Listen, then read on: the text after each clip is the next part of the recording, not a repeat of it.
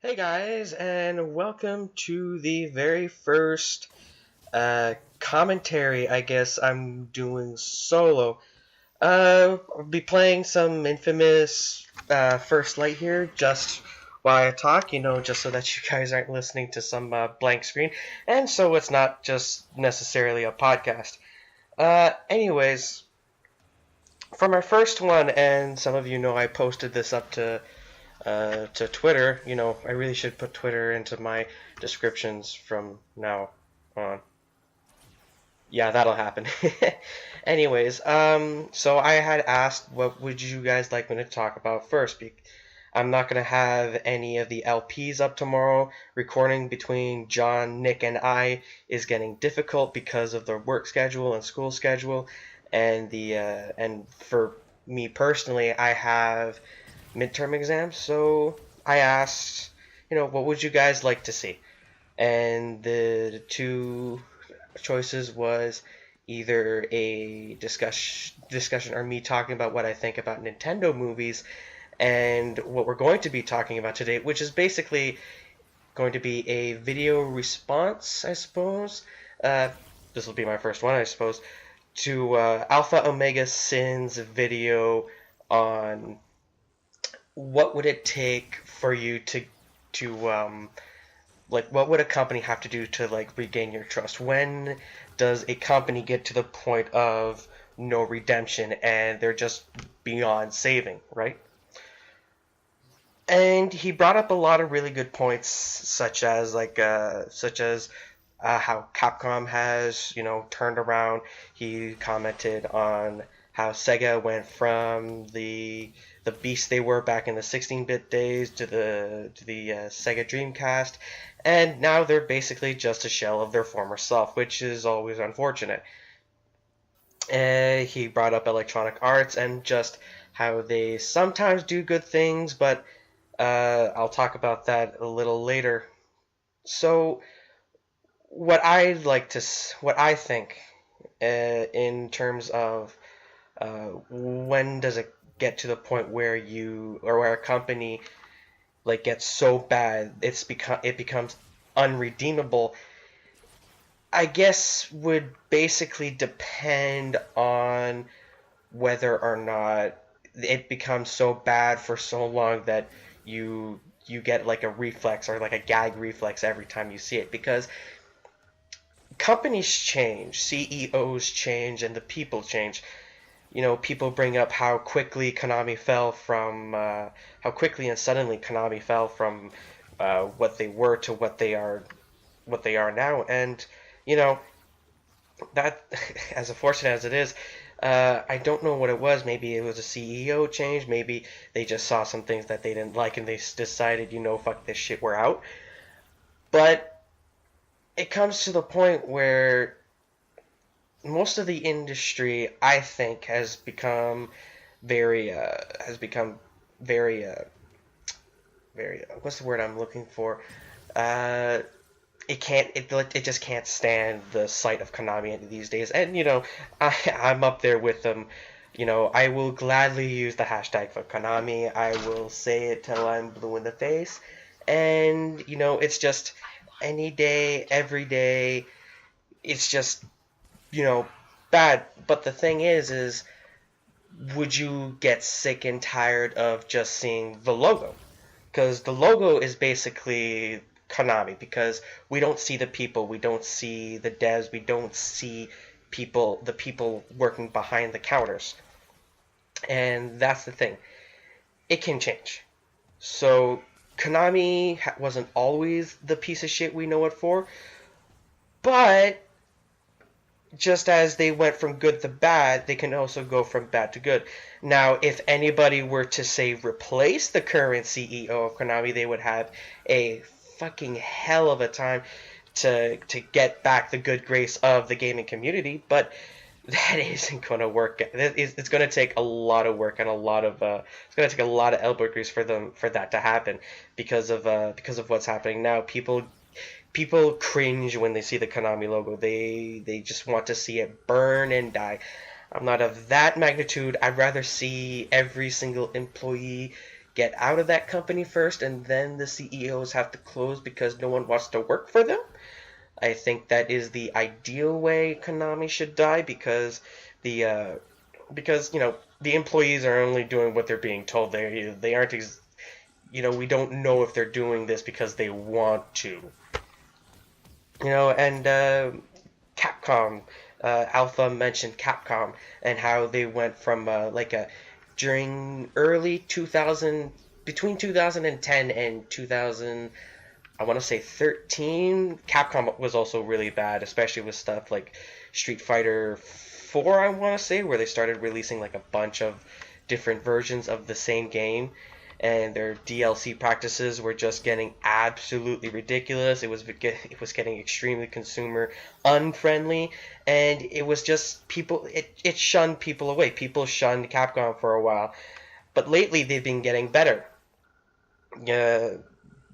From what I understand, I don't keep up with Capcom, but the general sense is that people are happy with Capcom nowadays.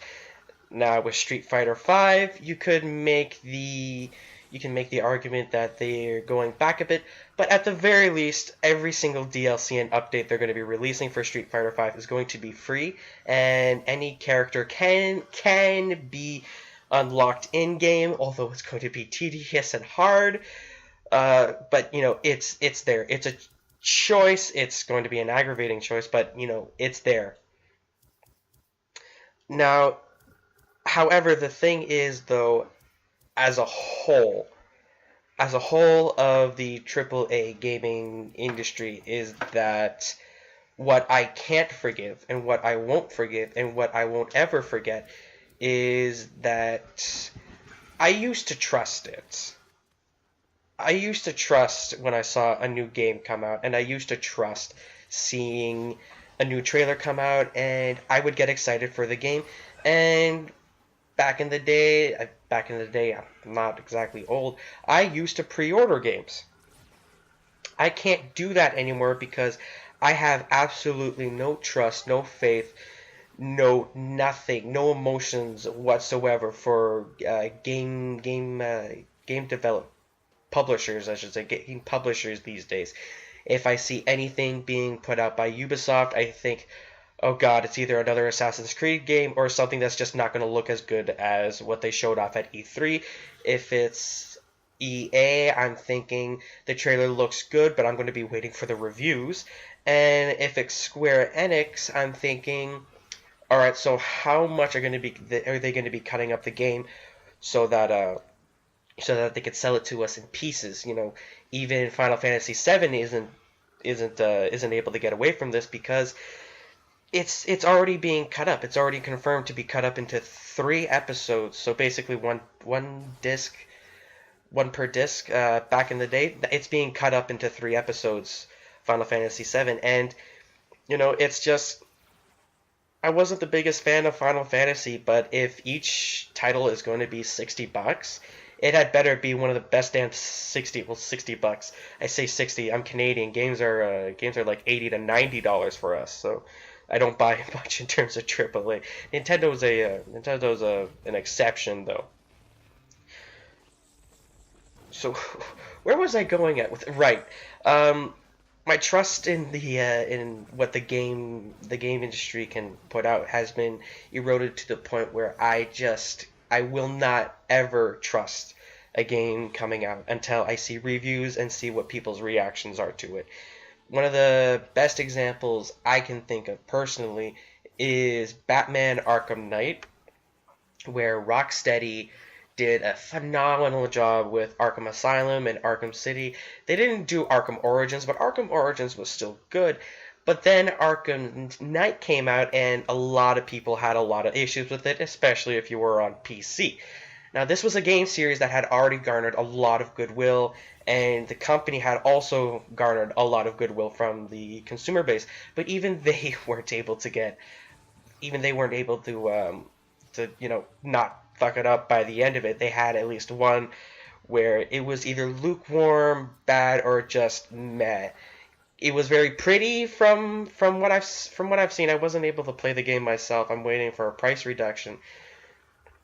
But it was just very the game was just very pretty. The Batmobile was too heavily implemented. You don't need me to tell you this. You can look up reviews yourself. But it's just these are things that have affected my purchase, and they're like, well, this is why I wait for reviews. I can't trust these people anymore. You know. Another big example is I want to say Gearbox when they put out Aliens Colonial Marines. Now I'm not a big Aliens fan, and I'm not big on Borderlands, but for Gearbox to have made incredible games such as the Borderlands series, but have also put out something like Borderlands. Borderlands is fantastic, but the thing is, they put out a game like Aliens Colonial Marines, and they're also responsible for Duke Nukem Forever. It's just, you've lied to us before. Why should I trust you now? What do I gain from trusting you now? What do I get from dropping my money early? What do I get from getting to your games before I wait for people? And they try to make that difficult for us now when you see stuff like, I think it was Ubisoft with in 2014 with shoot, I forgot what it was, but I know it was Ubisoft who had a game where they started holding back reviews. I don't think it was Assassin's Creed Unity, but they did do it for Unity as well, where they held back copies and they had post embargoes to prevent reviewers from putting out their reviews of the game with how much was going on with it. And Sega has done the same thing too, which is why Sonic is not the reason, but it's one of the many reasons Sega and Sonic are a laughingstock. You can never trust when a Sonic game is going to come out and it's going to be decent or good. Like, Lost World, I'd say, was decent. I can't finish it, but, it's decent. Sonic Colors, Sonic Generations, the handheld titles are really good. Unfortunately, Sonic has a pretty poor track record of keeping a good thing going. Lost World went from Generations to Lost World, so it went down, and then it went to Sonic Boom, which kind of crashed through the Earth's crust and didn't know when to stop. So because of this, and because I'm sure there are many other examples I could think of, Battlefront 3, people exploded when they heard that was going to be when that was coming out. They exploded, and they nostalgia hoard the hell out of us. And what was I thinking when I saw that wonderful, beautiful in-game trailer? Oh, good God, they've gotten to Battlefront now. Why Electronic Arts? Why EA? Would you do this to me? I wanted to be excited, and, I don't want games to come out bad, but when it comes to AAA publishers these days, I can't trust them. So I guess I'm gonna wrap it up here. The question is, what would it take for me to put my trust or garner goodwill from me again into companies? It's gonna take a goddamn miracle. Anyways, tell me what you think of the video. Thanks for watching. I'm going to leave a description to, I guess, my Twitter down below in the description. Thanks for watching, and again, please rate, comment, sub, share. Tell me what you think. I appreciate feedback. I always love feedback. So, thanks for watching, guys, and I will see you next time. Bye-bye.